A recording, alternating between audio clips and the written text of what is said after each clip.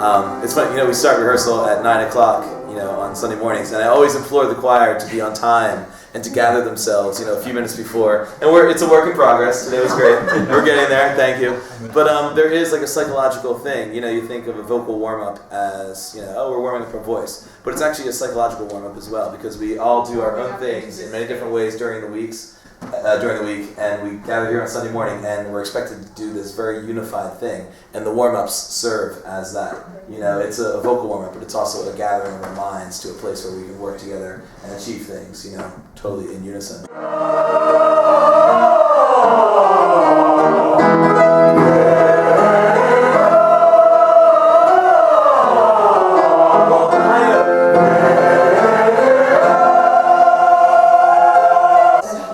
That weekly sense of accomplishment is huge. Be it if we sang a hymn officially or achieved a great, today's anthem, it wasn't a quick bake anthem. Some that we do are like that, and we can cook them up in 2 weeks. I think we had this in our folder since September. But we just needed some time, and we needed our full personnel today to achieve something. It's more of a symphonic choir sound. So we needed all hands on deck.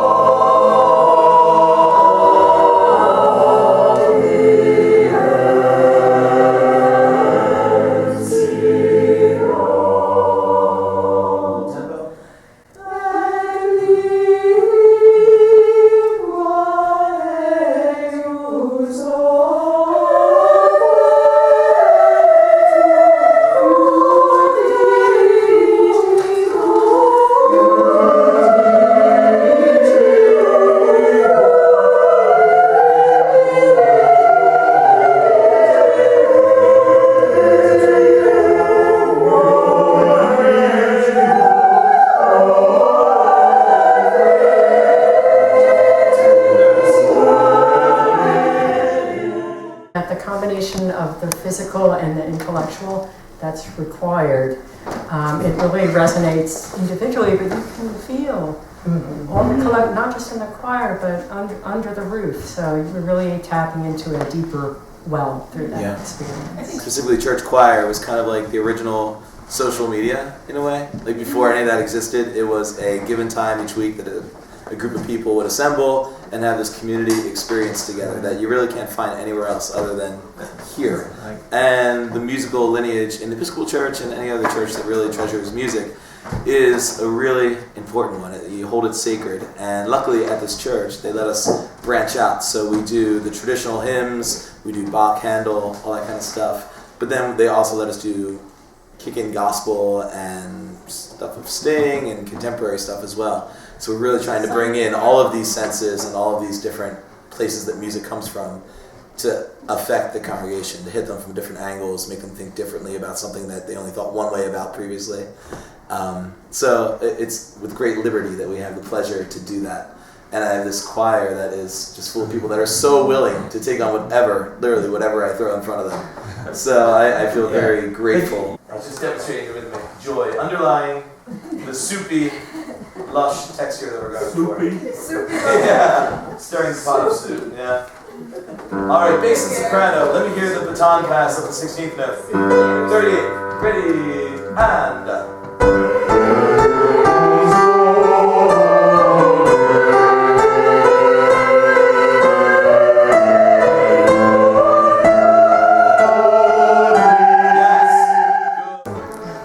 And coming back to what the effect of the music is, it really is a through line. I mean, as a choir, we have gone through a number of rectors, I think, for my time here, and for those that are here before me, many more than that, interim rectors.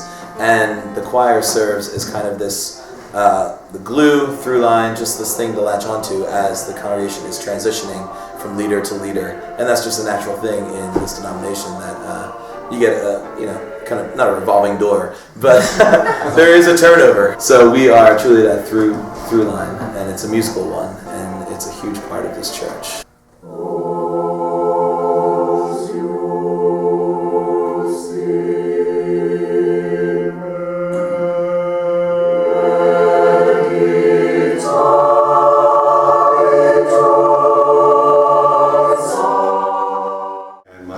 grandfather was a deacon and he was on the choir, and you know, for me, I looked up to him. Yeah. And music was always his main thing. He loved music, which drew me towards music. Yeah. And as I grew, going through high school and elementary school and high school, music became a part of my life. It just serves that really rich place in life for us, I think, everybody here. There's so few things that you do where like this many people get together and are working on one thing. Yeah. And doing it all together in the same room, and we're all trying to, you know, produce something that we've all done together. I mean, there's not many things that, you know, we really do like that. Speak for yourself, right? But I mean, music touches that side. I mean, it's. I think it obviously touches the deep emotions and the part of our nature. It connects us with our head. Oh yeah, and in the church and just humans, you know, in and of themselves, you can trace it back really far to when they went from speech to wanting to make sound, want to make rhythm, and then directing that toward prayer. Because it seems like the concept of God goes back pretty darn far too. You know, focus.